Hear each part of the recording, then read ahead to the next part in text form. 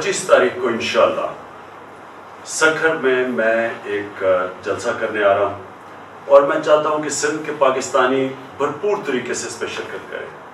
मैं इसलिए आ रहा हूँ क्योंकि मुझे मौका नहीं मिला अब तक सिंध में फिरने का और सिंध के लोगों से बातचीत करने का, क्योंकि आप सब जानते हैं कि बहुत बड़ी ये पैनमा की जद्दोजहद में हम लगे हुए थे।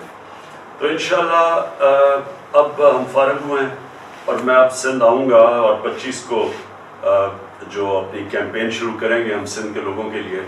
उसका मकसद ये है कि सिंध के लोगों को बताएं कि उनके हालात हैं क्या और ये ठीक कैसे हो सकते हैं।